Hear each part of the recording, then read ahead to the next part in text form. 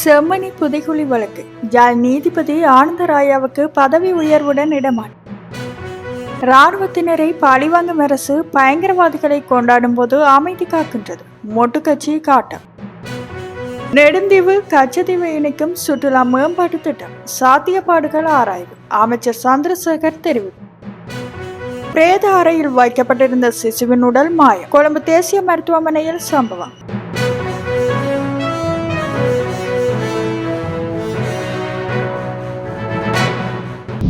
யாழ்ப்பாணம் அரியாலை செம்மணி புதைகுழி வழக்கை மிகச் சிறப்பான முறையில் கையாண்டு வந்த யாழ் மாவட்ட நீதவான் ஏ ஆனந்தராயாவுக்கு பதவி உயர்வு வழங்கப்பட்டுள்ளது. மேல் நீதிமன்ற நீதிபதிகளாக சில நீதிபதிகள் பதவி உயர்வு செய்யப்பட்டுள்ள நிலையில் நீதிபதி ஆனந்தராயாவுக்கும் பதவி உயர்வு வழங்கப்பட்டுள்ளது. பதவி உயர்வுக்கான அனுபவத்தையும் தகுதியையும் நீதிபதி ஏ ஆனந்தராயா நீண்ட காலத்துக்கு முன்னரே பெற்றிருந்த போதிலும் தற்போது திடீரென இந்த பதவி உயர்வு வழங்கப்பட்டுள்ளது. இதனால் நீதிபதி ஏ ஆனந்தராஜா செம்மணி புதைகுழி தொடர்பான வழக்குகளை இனிவரும் நாட்களில் கையாள முடியாத நிலைமை ஏற்பட்டுள்ளது. செம்மணி புதைகுழி தொடர்பான வழக்கில் கிட்டத்தட்ட 50% மேற்பட்ட பணிகள் நிறைவடைந்துள்ளன. செம்மணி புதைகுழி வழக்கு வேகமாக நிறைவடைவதற்கு நீதிபதி ஆனந்தராஜா காட்டிய அக்கறையும் அவருடைய அர்ப்பணிப்பான செயற்பாடுகளுமே காரணம் என்று துறைசார் செயற்பாட்டாளர்கள் சுட்டிக்காட்டினர். எவ்வாறான நிலையிலேயே அவருக்கு பதவி உயர்வு வழங்கப்பட்டு செம்மணி புதைகுழி தொடர்பான வழக்கை அவர் கையாள முடியாத நிலைமை ஏற்பட்டுள்ளது.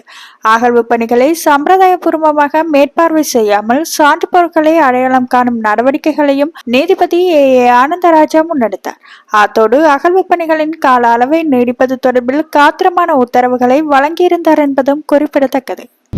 இராணுவத்தினரை பழிவாங்கும் வகையில் அரசாங்கம் செயற்படுகின்றது. பயங்கரவாதிகளை கோலாகலமாக கொண்டாடும் போது அமைதி காக்கின்றது என ஸ்ரீலங்கா பொதுச்சின பெரமுனவின் பொது செயலாளர் சாகர காரியவசம் தெரிவித்தார். மகாநாயக்க தேரர்களுக்கு கடிதம் ஒன்றை அனுப்பி வைத்து மேற்கண்டவாறு வலியுறுத்தியுள்ளார். அந்த கடிதத்தில் மேலும் தெரிவித்ததாவது: 30 வருட கால பயங்கரவாத யுத்தத்தில் இருந்து நாட்டை மீட்டெடுத்து 16 ஆண்டுகள் நிறைவடைந்துள்ளன. யுத்தம் முடிவடைந்தாலும் பயங்கரவாதத்துக்குரிய பிரிவினைவாதம் என்றும் இல்லாதொழியவில்லை என்பதை புரிந்து கொள்வது ஒன்றும் கடினமானதல்ல. தாய்நாட்டை பாதுகாப்பதற்காக தனது உயிரையும் அர்ப்பணிப்பதற்கு முன்வந்த இராணுவத்தினர் என்று பழிவாங்கப்படுவதனூடாக அதனை விளங்கிக் கொள்ளலாம். இது வடக்கின் சாதாரண மக்களின் தேவைக்காக அல்ல என்பதை நாம் தெளிவாக புரிந்து கொண்டுள்ளோம். தற்போதைய ஆட்சியாளர்கள் இராணுவத்தினருக்கு எதிராக வெறுப்பான நிலைப்பாட்டை கொண்டுள்ளார்கள். எந்த அரசாங்கம் ஆட்சிக்கு வருவதற்கு பல்வேறு தரப்பினர் ஒத்துழைப்பு வழங்கினார்கள் என்பது ஒன்றும் ரகசியம் அல்ல.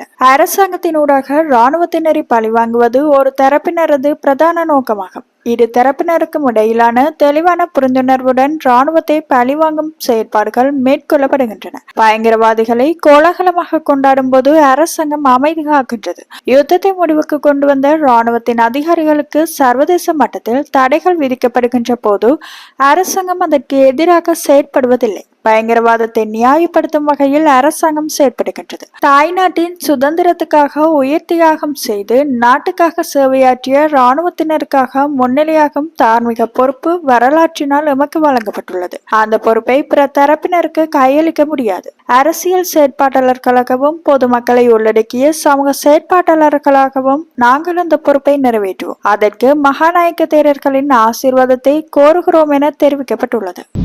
நெடுந்தீவு மற்றும் கச்சத்தீவை ஒன்றிணைக்கும் வகையிலான சுற்றுலா மேம்பாட்டு திட்டத்தின் சாத்தியப்பாடுகள் தொடர்பில் ஆராயப்படுகின்றது என கடற்தொழில் நீரியல் மற்றும் கடல் வளங்கள் அமைச்சர் ராமலிங்கம் சந்திரசேகர் தெரிவித்தார். ஜனாதிபதியுடன் இணைந்து நேற்று கச்சத்தீவு கண்காணிப்பு பயணம் மேற்கொண்டமை தொடர்பில் கருத்து வெளியிடுகையில் அமைச்சர் இவ்வாறு தெரிவித்தார். இது தொடர்பில் அவர் மேலும் தெரிவிக்கையில், கச்சத்தீவு பகுதியில் மீன்பிடி நடவடிக்கையில் ஈடுபடும் எமது மீனவ சொந்தங்களின் பாதுகாப்பு, அவர்கள் எதிர்நோக்கும் சவால்கள் மற்றும் அந்த பகுதியில் மேற்கொள்ள வேண்டிய மேம்பாட்டு திட்டங்கள் பற்றி கடற்படையினரிடம் கேட்டறிந்தோம். அதேபோல சுற்றுலாத்துறையை மேம்படுத்துவதற்குரிய பல்வேறு திட்டங்கள் வகுக்கப்பட்டு வருகின்றன. அந்த வகையில் நெடுந்தீவு மற்றும் கச்சத்தீவை ஒன்றிணைத்த வகையில் சுற்றுலா திட்டம் ஒன்றை மேற்கொள்வதற்குரிய சாத்தியப்பாடு பற்றியும் கேட்டறியப்பட்டது. நெடுந்தீவுக்கு தற்போது சுற்றுலா பயணிகள் வரும் நிலையில் அதனை கச்சத்தீவு வரை மேம்படுத்துவதற்குரிய திட்டம் உள்ளது என்று தெரிவித்தார்.